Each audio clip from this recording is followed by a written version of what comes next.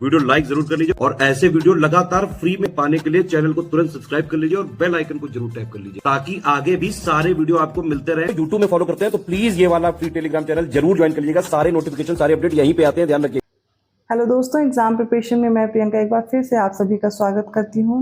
UPPSC RO exam जो कि होना है बहुत जल्दी होने वाला है। 27 जुलाई को आपका एग्ज़ाम प्रस्तावित है और मैं डेली आपको मॉक टेस्ट करा रही हूँ जो कि आपके एग्ज़ाम के लिए इम्पॉर्टेंट है। डेली रात को 9 बजे क्लास आती है और आज मैं कुछ क्वेश्चन आपको सॉल्व करा रही हूँ सब्जेक्ट वाइज जो कि पिछले वर्ष प्रश्न पूछे गए हैं। तो एक क्विक रिवीजन इंपॉर्टेंट है, एग्जाम के पैटर्न को समझना है तो इन क्लासेस को देखना इंपॉर्टेंट है। यहाँ पर मैंने इतिहास के मोस्ट इंपॉर्टेंट क्वेश्चन लिए हुए हैं। प्री प्लस मेंस में जो पूछे जाते हैं प्रश्न उनको ले ही लिया, उसके साथ में आप देखेंगे और कौन से एग्जाम में प्रश्न पूछे जा सकते हैं वो उनका भी कलेक्शन आपको मिल जाएगा। तो क्लासेस ध्यान से देखिए, यहाँ पर जो प्रश्न आपके लिए गए हैं वो PYQ बेस्ड है, ठीक है। PCS के लिए भी इंपॉर्टेंट है, लेकिन जो बच्चे RO का एग्जाम टारगेट कर रहे हैं उनके लिए खासकर ये सीरीज मैंने स्टार्ट की है। तो सब्जेक्ट वाइज तो देख ही रहे हैं, साथ में आपके फुल लेंथ मॉक टेस्ट भी चलते रहेंगे। अगर आप न्यू हैं चैनल पर तो डेली दोपहर 1 बजे GS की क्लास आती है, रात को 9 बजे प्रैक्टिस सीरीज चल रही है। साथ में कुछ शॉर्ट क्वेश्चंस आते हैं जो कि आपके शॉर्ट वीडियो में कवर किए जाते हैं। जो भी बच्चे पेड कोर्स में इंटरेस्टेड हैं, जिन्हें टेस्ट ज्वाइन करना है, फुल लेंथ मॉक टेस्ट चाहिए, टेस्ट सीरीज आपको सारी एक साथ मिल जाएंगी, या कंप्लीट कोर्स भी ज्वाइन कर सकते हैं RO के लिए। डिस्क्रिप्शन बॉक्स में मैंने नंबर प्रोवाइड किया, आप उन पर कॉल या मैसेज करके इन्फॉर्मेशन ले सकते हैं, जिसमें आपको एग्जाम ओरिएंटेड टेस्ट सीरीज दी जा रही। डेली प्रैक्टिस कर पाओगे, उसका एक्सप्लेनेशन आपको डिटेल में दिया जाएगा, जिससे उनसे रिलेटेड और भी कोई प्रश्न बनते हैं तो आप आसानी से हल कर पाएंगे। कंटेंट में आपको देखना है कि आपकी सब्जेक्ट वाइज सारी क्लासेस अवेलेबल हैं, सारे सब्जेक्ट भी कंप्लीट हो जाएंगे और आपकी प्रैक्टिस भी अच्छे से हो जाएगी। चाहे करंट अफेयर हो, GS हो, हिंदी हो, कुछ भी हो, आपको कहीं और से पढ़ने की ज़रूरत नहीं, सिर्फ इतना कंप्लीट करेंगे आपका कंप्लीट हो जाएगा कोर्स, ठीक है, सिलेक्शन ले पाएंगे। तो कोर्स से रिलेटेड छोटी सी जानकारी थी। चलिए आज की क्लास स्टार्ट करते हैं। 56 क्वेश्चन है, फिर से लिस्ट 1 को लिस्ट 2 से मैच करना है। कुछ एसोसिएशन दिए गए हैं और उनकी स्थापना किसने की ये पूछा गया है। इंडियन एसोसिएशन, पूना सार्वजनिक सभा, बम्बई प्रेसिडेंसी एसोसिएशन और मद्रास महाजन सभा। सेकेंड लिस्ट में आनंद चार्लू हैं, सुरेंद्र नाथ बनर्जी हैं, MG रानाडे हैं और फिरोज शाह मेहता हैं। तो सबसे पहले इंडियन एसोसिएशन, इसकी स्थापना की सुरेंद्र नाथ बनर्जी। 2 ऑप्शन ऑलरेडी हट गए, 2 बचे हुए हैं। पूना सार्वजनिक सभा की स्थापना की थी MG रानाडे ने। तो 2, 3 ये पहले ऑप्शन में दिया गया, यही करेक्ट हो जाएगा। और बम्बई प्रेसिडेंसी एसोसिएशन की स्थापना की फिरोज शाह मेहता ने। मद्रास महाजन सभा की आनंद चार्लू। 2, 3, 4, 1 ऑप्शन ए करेक्ट है। 67 क्वेश्चन है, निम्नलिखित में से कौन सा एक सही सुमेलित नहीं है। एक तरफ संगठन है और उनसे जुड़े व्यक्ति हैं। पहला है यंग बंगाल आंदोलन, इसकी स्थापना की हेनरी विवियन डिरोजियो ने। बी है बहिष्कृत हितकारिणी सभा ज्योतिबा फुले। सी है थियोसॉफिकल सोसाइटी कर्नल अलकॉट। और option D United Indian Patriotic Association Syed Ahmed Khan. इसमें जो एक इनकरेक्ट है वो हो जाएगा ऑप्शन बी, बहिष्कृत हितकारिणी सभा, इसकी स्थापना डॉक्टर भीमराव अम्बेडकर ने की थी, ना कि ज्योतिबा फुले ने।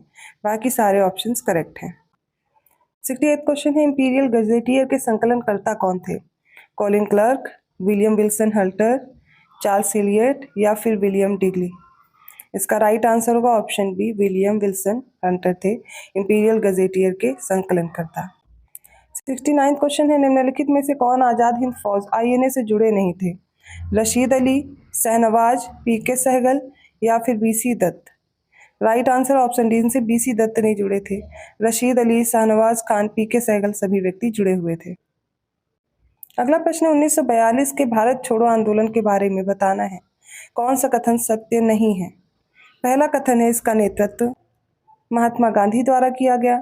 बी है कांग्रेस को एक असंवैधानिक संस्था घोषित किया गया। ऑप्शन सी है यह एक अहिंसक आंदोलन था। और ऑप्शन डी है यह एक स्वतः स्फूर्त आंदोलन था। इसका राइट आंसर इसमें से जो कथन सत्य नहीं है, सत्य है, वो ऑप्शन सी है, यह एक अहिंसक आंदोलन था। यही स्टेटमेंट गलत है, बाकी सारे सही हैं। अगला प्रश्न है, निम्नलिखित घटनाओं को कालानुक्रम में व्यवस्थित करना है। क्रिप्स प्रस्ताव है, अगस्त प्रस्ताव है, वेवल योजना है और CR फॉर्मूला है। एक एक करके देखेंगे और उनको ईयर वाइज हम लोग क्रोनोलॉजिकल ऑर्डर में सेट करेंगे।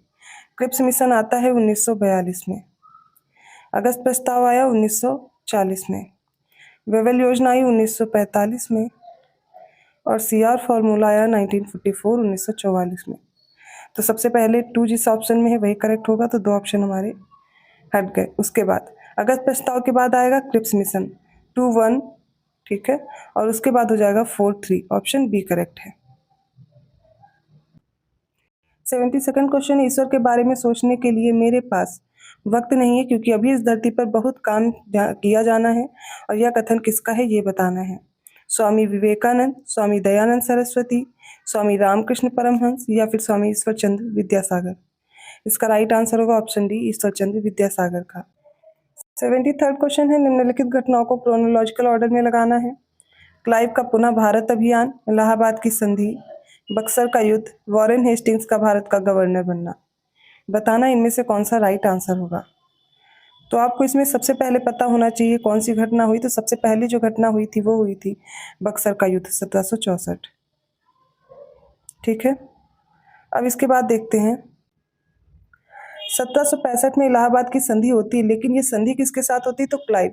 तो पहले क्लाइव भारत आएगा 1765 में और उसके बाद इलाहाबाद की संधि होती है।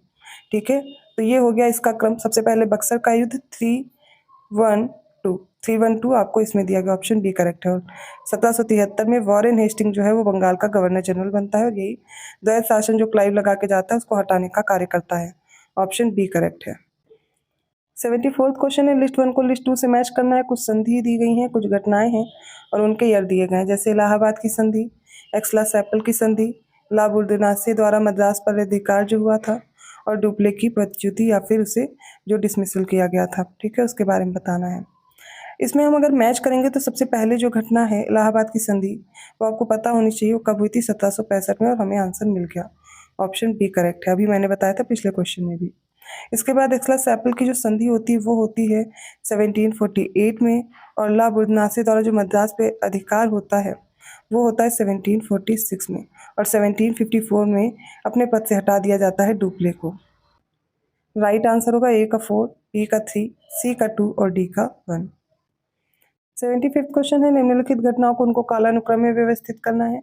और पिछली क्लास में मैंने क्वेश्चन ठीक यही प्रश्न करवाया हुआ है, जो कि अब आपसे गलत नहीं होना चाहिए। गांधी इरविन समझौता, पूना पैक्ट, पूर्ण राष्ट्रीय स्वतंत्रता की घोषणा और सविनय अवज्ञा आंदोलन। इसका राइट आंसर होगा ऑप्शन ए। सबसे पहले पूर्ण राष्ट्रीय स्वतंत्रता की घोषणा की जाएगी, सविनय अवज्ञा आंदोलन, फिर गांधी इरविन समझौता और सबसे बाद में 1932 में पूना समझौता या पूना पैक्ट। ठीक है, पिछले क्वेश्चन में मैंने कराया हुआ है, इनकी डेट आप लोग मुझे कमेंट करके जरूर बताएंगे। अगला प्रश्न है, निम्नलिखित में से कोई एक सही सुमेलित है और बताना है वह कौन सा ऑप्शन है। सहकारिता आंदोलन M K. Gandhi, Etawah pilot project Albert Mayer, option C अधिक अन्न उपजाऊ अभियान जे.एल. नेहरू, और option D Sevagram project Vinoba Bhave. इसका राइट आंसर होगा option B, Etawah pilot project Albert Mayer इससे जुड़े थे। 77 क्वेश्चन है, निम्नलिखित में से कौन सा सही सुमेलित नहीं है। एक अधिनियम है, दूसरा उसका वर्ष दिया गया है। ऑप्शन ए है राजद्रोही सभाओं को रोकने का अधिनियम 1908 में आया। ऑप्शन बी है विस्फोटक पदार्थ अधिनियम 1908 में। ऑप्शन सी भारतीय फौजदारी कानून संशोधन अधिनियम 1908, और ऑप्शन डी समाचार पत्र अपराधों के लिए प्रोत्साहन अधिनियम 1908। बताना इनमें से कौन सा एक सही सुमेलित नहीं है, और वो हो जाएगा ऑप्शन ए, राजद्रोही सभाओं को रोकने का अधिनियम आया था 1907 में, ना कि 1908 में। 78 क्वेश्चन है, लिस्ट 1 को लिस्ट 2 से मैच करना है। कुछ स्थल दिए गए हैं और उनकी उत्खनन या उनकी खोजकर्ता जो है उनसे मैच करना है। हड़प्पा, हस्तिनापुर, तक्षशिला और कौसाम्बी को एन.जी. मजूमदार, जॉन मार्शल, दयाराम साहनी और बीबी लाल हैं। चलिए मैच करते हैं। सबसे पहले बात करते हैं हड़प्पा, जिसका आपको आंसर पता होगा। तो हड़प्पा की खोज की दयाराम साहनी ने 1923 से 24 दिया गया है, और इसके साथ साथ 1924 से 1925 के बीच। तो हमें आंसर पहले ही मिल गया, ए का 3 है ऑप्शन सी में, और यही करेक्ट आंसर भी होगा। अगला देख लेते हैं हस्तिनापुर। हस्तिनापुर की जो खोज है वो बीबी लाल ने की 1950 से 1952। तक्षशिला आता है, तक्षशिला जॉन मार्शल 1913 से 1934, और ऑप्शन डी कौशाम्बी एन.जी. मजूमदार 1936 से 1937। 3, 4, 2, 1 ऑप्शन सी करेक्ट है। 79th क्वेश्चन है, निम्नलिखित में से कौन सा सही सुमेलित नहीं है। अंग की राजधानी चंपा, कौशल की अहिछत्र, वत्स कौशाम्बी और मत्स्य की विराटनगर दी गई है। कोई एक सही सुमेलित नहीं है, और वो हो जाएगा ऑप्शन बी, कौशल की श्रावस्ती याद रखिए, ना कि अहिछत्र। अगला प्रश्न है, महावीर स्वामी को किस नदी के तट पर ज्ञानोदय प्राप्त हुआ। स्वर्ण सिक्ता, पलाशिनी, गंगा या रिजुपालिका। इसका राइट आंसर हो जाएगा ऑप्शन डी, रिजुपालिका नदी के तट पर महावीर स्वामी को ज्ञान की प्राप्ति हुई थी। तो ये आज के हिस्ट्री के क्वेश्चंस थे। आई होप आपको समझ में आए होंगे।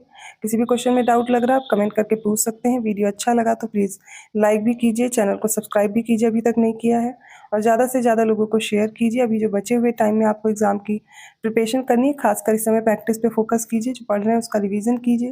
दोपहर वाली क्लास, शाम वाली दोनों क्लासेस आप मेरे साथ कर सकते हो, प्रैक्टिस के लिए आपके लिए बेहतर रहेंगी। और पेड ग्रुप की जानकारी के लिए दिए गए नंबर्स पे कॉल या मैसेज करके आप इन्फॉर्मेशन ले सकते हैं। आपको फुल स्टडी मटेरियल प्रोवाइड कर दिया जाएगा। आप जो भी कोर्स ज्वाइन करना चाहते हैं यूपीपीसीएस, आरओ एग्जाम के लिए, अब मैं मिलती हूँ ऐसे क्वेश्चंस के साथ अगली क्लास में। तब तक के लिए धन्यवाद।